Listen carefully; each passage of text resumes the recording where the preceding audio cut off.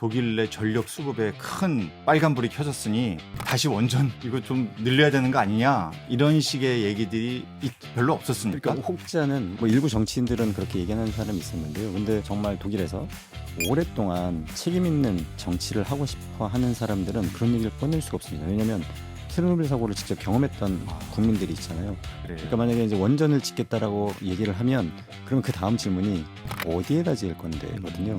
그 말을 하는 순간 이제 어느 누구도 답을 할 수가 없는 거죠. 그 표는 다 없어지는 거군요. 그렇습니다. 박사님 집에 네. 100% 재생에너지 네네네. 전기를 쓴다. 예, 이해를 돕기 위해서 이제 비유를 하자면 우리나라 그 무선통신 여러 회사가 있죠. 회사와 요금제를 선택하는 그렇죠. 그것처럼 독일에서는 일반 시민들 또는 기업들이 전력 판매 회사를 선택을 할 수가 있고 그 회사의 여러 요금제 중에서 하나를 선택을 할 수가 있습니다. 요금제가 또 다양합니까? 그렇습니다.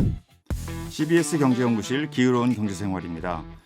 독일 아고라 에네르기밴드의 염광희 선임연구원 나오 계십니다. 박사님 안녕하세요. 네, 안녕하세요. 네, 곧 다시 독일로 가신다고 하는데 바쁘신 중에도 나와주셔서 감사합니다. 평소에 이 어떤 연구를 하시는지 특히 이제 국내 청취자들께서 이 에네르기밴드 아고라 여기 이 연구소 잘 모르시기도 하기 때문에 좀 연구소 소개도 간단히 해주시고 거기서 어떤 역할을 하시는지 좀 설명 좀 해주시죠. 네, 귀한 자리 불러주셔서 너무 감사합니다. 네. 아고라 에네르기밴드는 독일 베를린에 위치한 민간 에너지 정책 싱크탱크입니다. 민간 연구소군요. 예, 그렇습니다. 네. 2012년 4월에 그 설립됐으니까 이제 만 13년 된 민간 싱크탱크인데요. 아시겠습니다만 그 이제 후쿠시마 사고 날 당시만 하더라도 독일이 재생에너지를 많이 보급한 국가였음에도 불구하고 그 후쿠시마 사고 난 시점에 독일의 17개의 원전이 가동 중이었습니다. 그러다 보니까 독일의 이제 시민 사회에서 봤을 때는 후쿠시마의 사고가 났는데 독일 원전이 어떻게 안전하다고 장담할 수 있느냐라고 하는 문제 의식이 있었고, 그래서 보다 빠른 에너지 전환을 가속화하기 위해서 이런 이제 싱크탱크가 필요하다는 생각이 모아져서 설립된 그 싱크탱크인데요. 처음에 그 설립 당시는 한 8명 정도 근무를 했었는데 지금은 180명 정도가 근무하고 180명의 있고 연구원들이 있단 말씀이죠. 예, 그렇습니다. 어유. 그래서 이제 또 독일은 우리나라와는 좀 정치가 달리 유럽연합이라고 하는 곳이 있습니다. 그래서 독일 국가에서 에너지 전환을 가속화하고 싶어도 유럽연합 내에서 이것이 뭐 불평등이라든지 뭐 차별이라든지 이런 부분에서 문제가 생기면 독일 정부 정책을 추진할 수 없기 때문에 저희가 브뤼셀에도 사무소를 냈고요. 그다음에 특히 이제 중국과 동남아시아의 온실가스 배출량이 늘어나고 있는 상황이다 보니 베이징하고 방콕에도 사무실을 내서 운영을 하고 있습니다. 그 박사님 역할은 어떤 역할을 하세요? 저는 한국 담당하는 선임 연구원입니다. 그러니까 아고라 에너지밴드가 처음 출범했을 때는 이제 독일만 담당해서 에너지 전환을 가속화하려고 했는데 이제 저희의 이제 그 영향력이 조금씩 커지면서 지역적인 범위도 넓혀가고 있습니다. 그래서 지금 현재는 저와 같이 이제 특정 국가를 대상으로 그 연구하는 연구원들도 한 30명이 넘습니다. 그래서 이제 저 같은 경우에는 우리나라의 탄소 중립, 그다음에 에너지 전환을 가속화하는 데 필요한 정책이 무엇인지를 연구하고 독일 있습니다. 사회에서 또는 독일 정치권 또는 학계에서 네네. 한국에서의 에너지 정책에 대한 관심이 높은가요? 그럼요. 엄청나게 높죠. 그다음에 이제 특히 그래요? 예. 그러니까 우리나라가 그 문재인 대통령이 탄소 중립 선언을 2020년 10월에 하셨는데요. 그게 그 굉장히 좀 놀라운 일로 그렇게 여겨졌습니다. 독일에서 보기에는 상당히 이게 그렇습니다. 신선한 충격으로 다가왔다. 그렇습니다. 그리고 이제 특히 독일이 봤을 때에도 이 한국의 소프트 파워가 굉장히 강하다라는 걸 알고 있고, 특히 동남아시아의 영향력이 상당하다는 걸 알고 있거든요. 그래서 한국이 에너지 전환을 선도적으로 추진을 하면 이게 동남아시아까지 도미노 현상이 일어날 것으로 그렇게 생각을 하고 있습니다. 그래요. 사실 저희 방송에서 여러 번 다뤘거든요. 한국은 재생에너지 발전 비중이 10%에 머무르고 있다. 독일은 뭐 60% 이런 숫자들이 나오고 있잖아요. 네네. 그래서 사실 과연 한국이 독일을 모델로 해서 따라가는 것이 맞는 거냐, 가능한 거냐, 바람직한 거냐, 이런 여러 가지 생각들이 한국 사회 내에서 있는 것 같아요. 네네.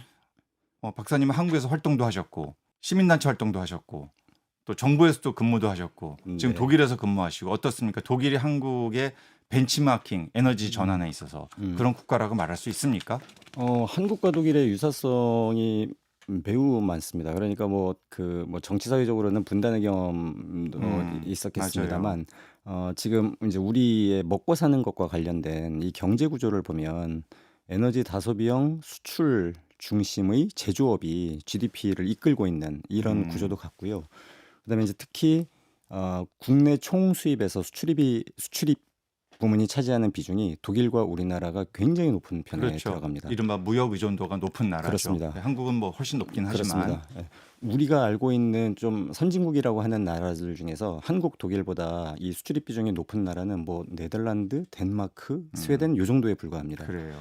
그러니까 이런 구조가 똑같고요. 그다음에 또 하나 우리가 유심히 살펴봐야 될 것은 두 나라 다 에너지 자원 이 부족하기 때문에 그래요. 수입에 의존을 하고 있다라고 맞아요. 하는 것입니다. 독일 같은 경우에도 2021년 기준으로 보면 68% 정도의 에너지 1차 에너지를 다 해외 수입에 의존을 하고 있고 우리는 뭐 90%가 90% 넘습니다만 예.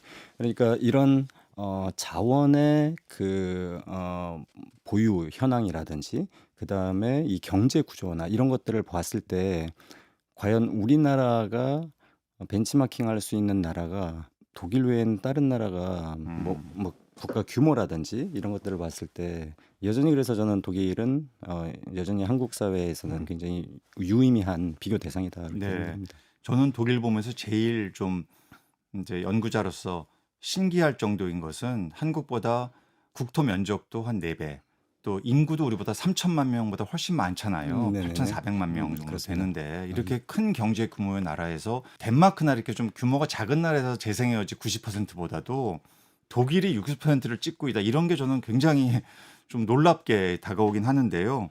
어떻게 한국과 독일이 이 재생에너지에 있어서는 지금 말씀하신 대로 산업 구조의 유사성, 또 무역 의존도의 유사성에도 불구하고 이렇게 많이 다른 길을 걷게 됐을까? 이게 언제부터 이렇게 달라진 걸까? 사실 말씀하신 대로 독일도 석탄도 많고 또 가스는 다 수입하고 그리고 그 안에 이미 원전도 꽤 하던 나라 아닙니까? 근데 지금은 굉장히 많이 바뀌어 있잖아요. 에너지 공급 구조가. 그렇습니다. 이 언제부터 이렇게 다른 길을 어떤 이유로 이렇게 가게 된 건지 이 분석 좀 해주십시오. 네, 뭐 이제 뭐 연구하시는 학자분들마다 해석이 다 다를 수 있는데 네. 제가 독일에서 공부하고 경험한 바로 이제 뭐 간략하게 말씀을 드리면 1986년도에 체르노빌 원전 사고가 결정적인 계기가 된 것으로 그렇게 생각합니다. 후쿠시마 사고 날 당시에 제가 이제 독일에서 유학을 하고 있었는데요. 네. 그때 이제 이제 글을 쓰기 위해서 비교를 해보니까 체르노빌에서 베를린까지가 약 1,100km 정도 되고요. 직선거리로. 후쿠시마에서 서울까지가 한 1,100km더라고요.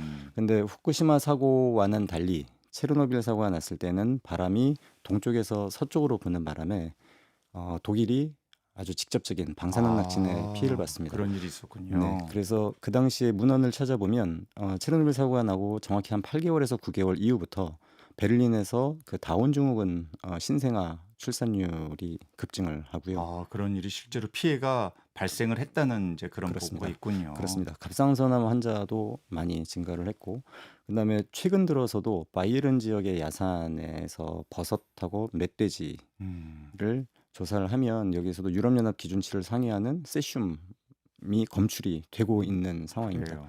그러니까 우리와는 달리 이 체르노빌 원자력 발전소 사고의 직접적인 피해를 겪다 보니 이 사람들에게는 이것이 그냥 뭐 미래에 존재하는 불확실성 이것이 아니라 직접적인 이제 피해였다라고 하는 것이죠. 그러니까 핵 폐기물 뭐 저장소 뭐 이런 얘기를 떠나서 그렇죠. 직접적인 피해를 우리가 봤다. 그렇습니다. 이게 완전히 무섭다 이런 생각을 독일 국민이 하게 됐다 이런 말씀이군요. 그렇습니다. 그러면서 이제 동시에 뭐 이제 독일은 다당제 정치를 가지고 있는데 이제 녹색당이 유효한 득표율을 계속 받으면서 의회에서 본격적으로 탈원전, 재생에너지 얘기를 하면서 이게 결국은 시민들이 원전에 대해서 갖는 이 이제 두려움, 공포 이런 것들이 정치를 통해서 정책으로 구체화되어서 이제 우리와는 다른 경로를 가고 있는 것이 아닌가 네. 저는 그렇게 해석을 하고 현재 있습니다. 이런 보도가 있어요. 그 독일이 이제 이제 기독교 민주당이죠. 네네네네. 기민당이죠. 이게 네. 물론 연정을 합니다만 음. 중도 보수 성향인데 이 음. 집권을 하면서 음. 어떤 태양광이나 풍력 같은 재생에너지 또 원전에 대한 좀 음. 입장과 평가가 달라지는 것 아니냐 뭐 이런 얘기가 좀 나오는데 독일 현재 계시니까 어떻습니까? 정치적 상황이. 네, 그 지금 이제 메르켈 총리가 이끄는 기민당은 에너지 전환에 대해서 조금 소극적인 것은 사실입니다. 그리고 이제 특히 이제 러시아의 우크라이나 침공 이후에 에너지 위기를 겪으면서는 음. 보다 이제 국민들에게 보다 이제 저렴한 에너지를 공급을 해주고 안정적인 에너지를 공급해 주는 것이 이제 더 이제 우선시되고 있는 그런 상황입니다. 근데 이제 독일은 또 재미나게 이제 연합 정부를 구성을 네. 해서 집권을 하고 있는데요. 근데 이제 연합 정부의 파트너인 3인당은 재생에너지에 우호적인 그런 입장을 그렇죠. 갖고 있습니다. 예. 그래서 지금 현재는 이 연합 정부 내에서 이 에너지 정책과 관련돼서 이제 그 특별하게 방향성이 이제 구체화되지는 않은 상황입니다. 그래서 아, 에너지 관련 법이 아직은 개정되지는 않고 있습니다. 그래서 이제 큰 방향에서는 이전 정부의 방향성, 원칙, 전략 이런 것들을 이제 추진해 나가되 음, 다만 이제 재생에너지 보급하는 데 있어서의 속도는 뭐 조금 뭐 조절될 수 있을 걸로 그렇게 전망은 하고는 있습니다. 그래요. 그러니까 이 메르츠 총리가 이제 기민당 그렇습니다. 소속이고 그리고 3인당은 좀 전통적으로 좀 이제 진보적인 성향을 띠니까 아무래도 그렇습니다. 재생에 이제 더 좀 우호적이다. 네네. 어떻게 보세요? 이거 잘 좀 화합할 수 있을 거 아니면은 좀 앞으로 약간의 파열음이 생길 것 같습니까? 네. 그 파열음까지는 아닐 아닐 것 거고요. 같고요. 예. 근데 이제 지금까지 독일 그 현대 정치를 보면 연합 정부를 이렇게 이제 연합 정부를 구성을 하는데 기민당과 3인당의 연합 정부는 대연정이라고 그렇게 얘기를 하거든요. 이제 음, 두 당 다 의석수가 많고 그러나 이 두 당의 그 이념 차이는 다르고 존재하죠. 예. 예. 그래서 요 대연정 기간에는 사실은 새로운 뭐 개혁 과제가 등장하는 경우도 거의 없었고 아하. 그러나 또 이전 정부의 정책이 뭐 빠른 속도로 후퇴를 하거나 변화하지는 않았습니다. 그래서 어 그다음에 또 독일 국민들은 뭐 이렇게 그 연합 정부가 깨져서 재선거하는 것을 이렇게 음, 반기는 그런 이제 선거를 자주 하는 것을 반기지는 않기 때문에 이 연합 정부가 이제 존속은 하겠습니다만 크게 뭐 정책에서의 변화, 이전 정부와는 다른 변화는 음. 그렇게 크게 벌어지지 않을 것으로 그래요. 전 전망하고 두 있습니다. 가지 어떤 상황의 변화를 좀 지적하고 여쭤보고 음. 싶어요. 그러니까 2022년도에 러우 전쟁. 네.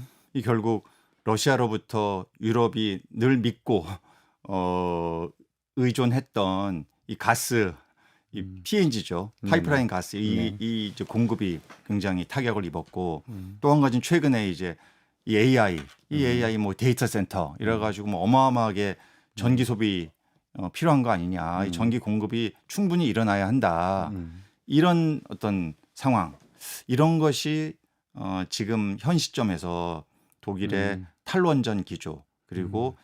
에너지 전환, 재생에너지에 올인하자 이런 어떤 흐름에 좀 영향을 주는 정치적인 의사결정에 있어서 이거 어떻게 보십니까? 네, 그 러시아 전쟁이 정말 크게 다가왔죠. 그러니까 뭐 이제 통계에 따라 좀 다릅니다만 그 독일 전체 그 천연가스 수요의 뭐 이제 최소 40% 그럼요. 이상을 의존하고 있는 러시아로부터 천연가스 공급이 어느 날 갑자기 안 되어서 굉장히 심각한 상황이었죠. 그리고 동시에 이제 러시아의 그 천연가스 공급 불안정성 때문에 국제 천연가스 요금은 거의 막 10배가량 그럼요. 예. 상승하는 일이 벌어졌습니다. 2022년 8월에 전년 동월 대비 10배 올랐어요. 예, 그렇습니다. 네. 그런데 이제 우리나라에서의 관심은 독일이다 보니까 독일만 집중해서 보니까 충격이 큰 것처럼 보이는데요. 음.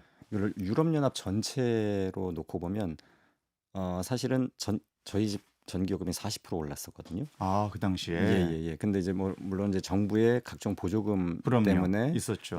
그 충격 폭은 굉장히 적기는 했습니다만 그 전력 회사에서 보내준 영수증에는 40% 오른 걸로 네, 나왔습니다. 네. 근데 되게 실감나네요. 그 얘기를 직접 하시니까 네. 생각보다 많이 안 올랐네요. 생각보다는. 예, 그렇습니다. 근데 40% 충격 엄청 물론 크죠. 예, 예. 크긴 크죠. 예. 그래서 근데 뭐 국제 당시에 가스 가격이 그렇습니다. 10배 오르고 막 이랬으니까. 그렇습니다. 근데 그게 왜 그러냐면 독일은 재생에너지가 그나마 많았기 때문에 받쳐줬다. 천연가스 발전소 가동 시간을 최소화시킬 수가 확 있었던 줄였군요. 것이죠. 예. 그런데 이 우리가 독일뿐만 아니라 유럽의 다른 국가로 보면 독일은 진짜 인상폭이 거의 최소 수준인 국가입니다. 다른 나라에 재생, 비해서는. 예, 그렇습니다. 재생에너지 때문에 그렇습니다. 그래서 2022년 2월에 그 러시아가 우크라이나 침공을 하면서 전쟁이 개시가 됐는데 유럽연합이 발빠르게 움직여서 2022년 5월에 리파워 EU라고 하는 그래요.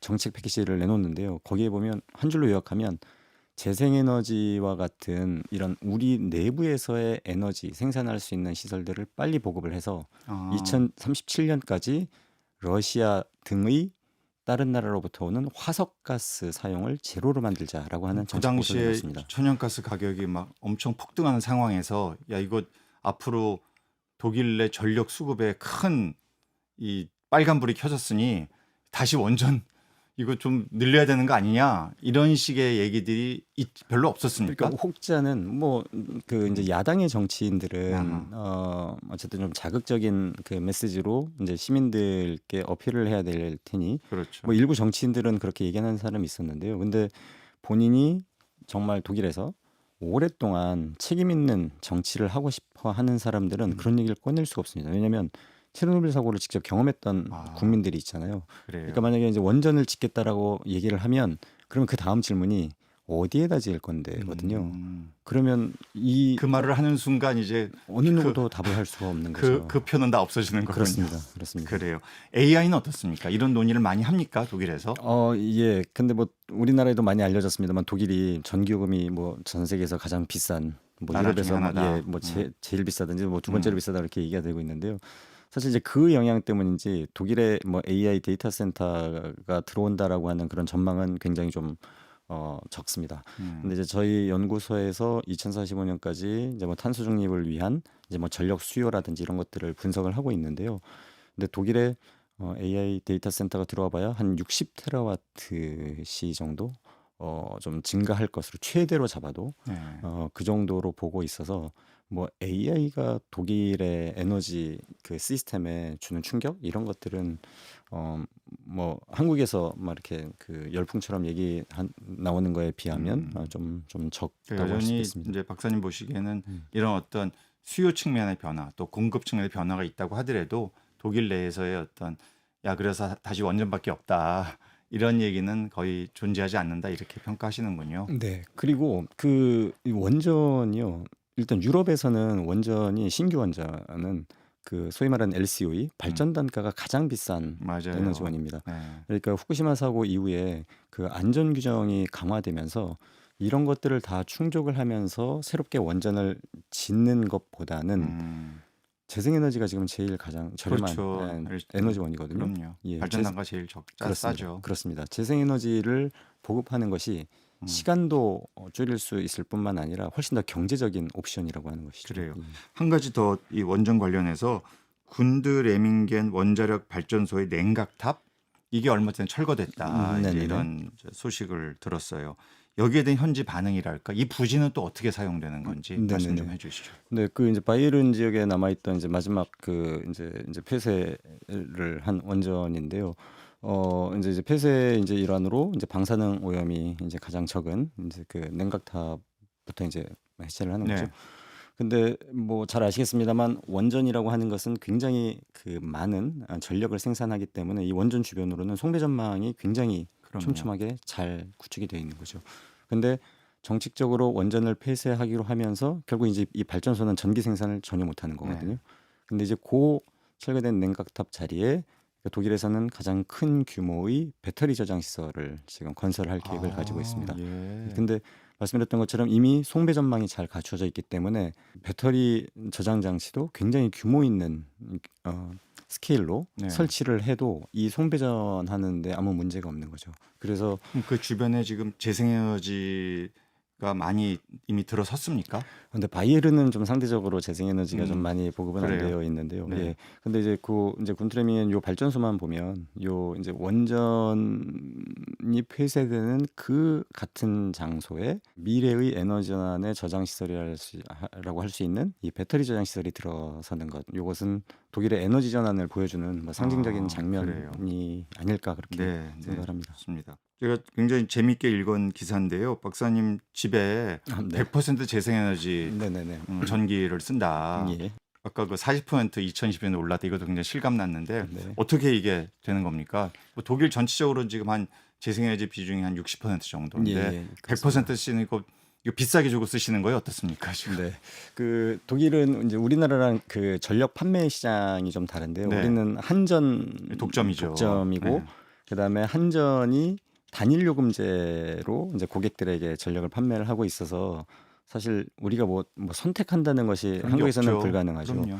근데 이제 독일은 마치 이제 이해를 돕기 위해서 이제 비유를 하자면 우리나라 그 무선통신 핸드폰 네. 그 이제 여러 회사가 예, 있죠. 회사와 요금제를 선택하는 그렇죠. 그것처럼 독일에서는 일반 시민들 또는 기업들이 전력 판매 회사를 선택을 할 수가 있고 그 회사의 여러 요금제 중에서 하나를 선택을 할 수가 요금제가 있습니다. 또 다양합니까? 그렇습니다. 가정용도 그렇습니다. 가정용 내에서도 다양하다. 네네네. 그 이제 우리나라의 뭐 가격 비교 사이트처럼 독일에서도 전력 요금 비교 사이트가 여러 개가 있거든요. 거기 들어가서 자기 집 우편번호 치고 몇 명이 살고 대충 얼마 쓴다라고 하면 저한테 전기를 공급해주는 회사의 목록이 수십 개가 뜨는데 그 중에 최적 선택을 하는 거군요. 그렇습니다. 그런데 요새는 독일 시민들이 재생에너지, 친환경성 이런 것에 더 관심을 많이 두기 때문에 그 요금제 옆에 요 전력 믹스가 어떤지도 표시가 되어 있습니다. 그래서 재생에너지 100% 전력이냐, 예를 들면 재생에너지 50% 전력이냐, 42% 전력이냐 이런 것들이 요 검색 결과창에 나오는 거죠. 그러면 이제 소비자가 그것을 선택을 해서 구매를 할 수가 있습니다.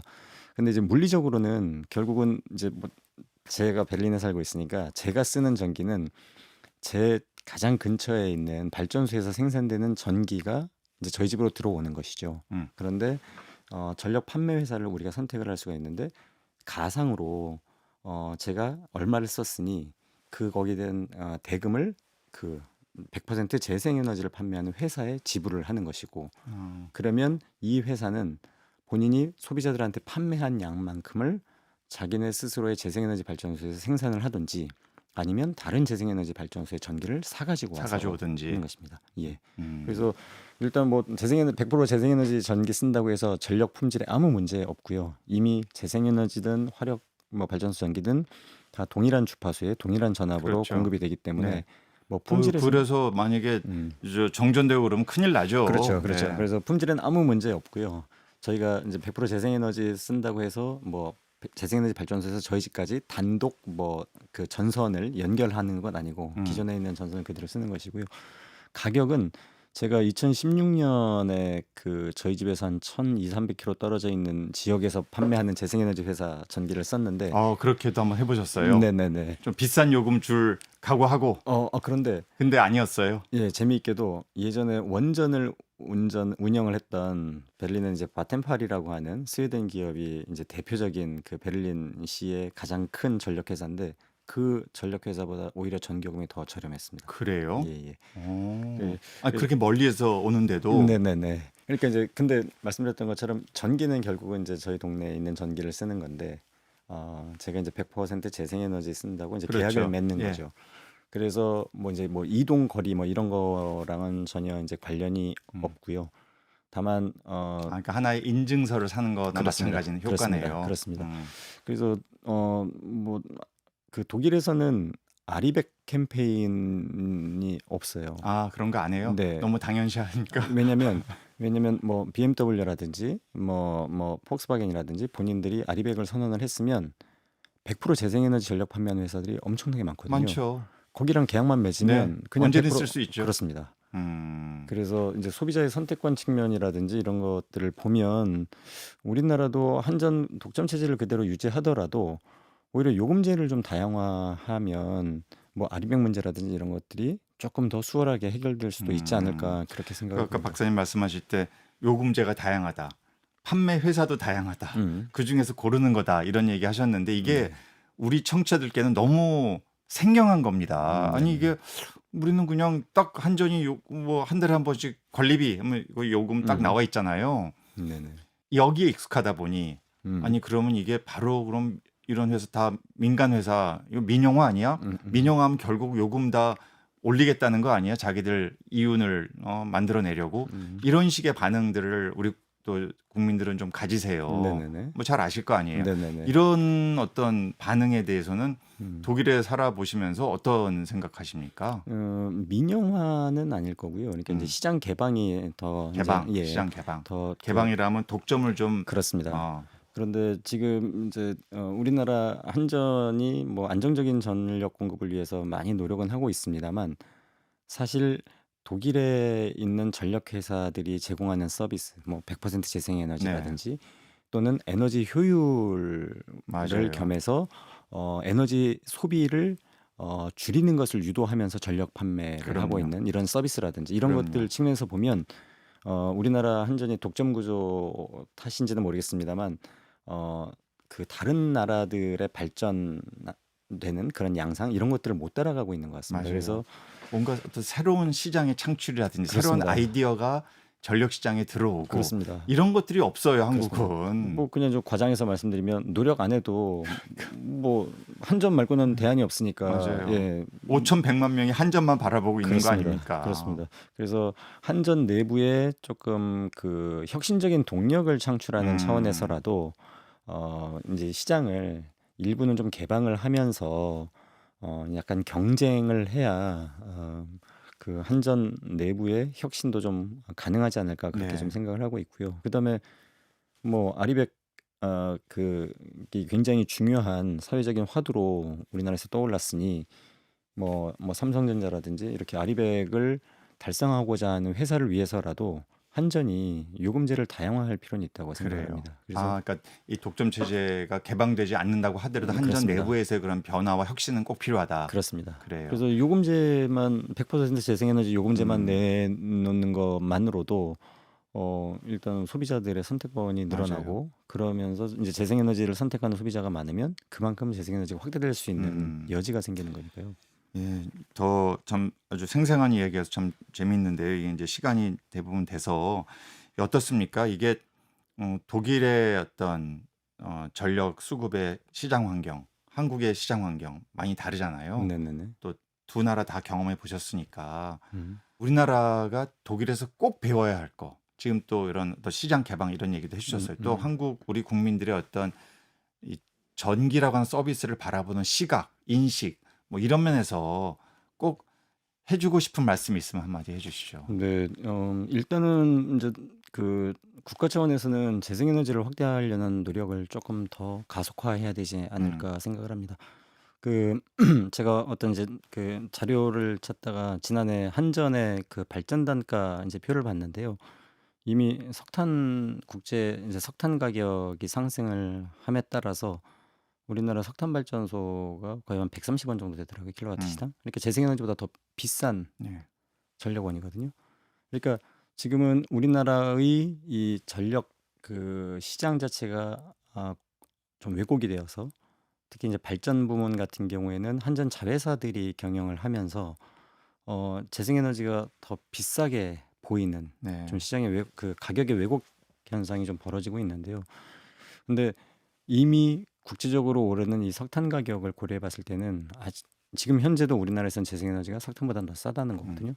근데 미래의 그 1차 에너지 그러니까 석유, 석탄, 화석연료의 가격의 불확실성 이런 것들을 고려한다면 그리고 또 안보를 생각을 한다면 우리나라에서 직접 에너지를 생산할 수 있는 재생에너지를 가능한 빨리 보급을 하는 것이 필요하겠다는 생각이고요. 그다음에 특히 이제 우리 국민 인식 좀 말씀해 주세요. 예, 특히 이제 그 관련돼서는 이제 전기요금이 늘 이제 화두인데 그 선생님께 말씀하신 것처럼 독일이 인구도 우리나라에 비해서 3천만 명 이상이 많고 면적은 4배 큰데 국가 전체에서 소비하는 전력은 우리나라가 더 많습니다. 음.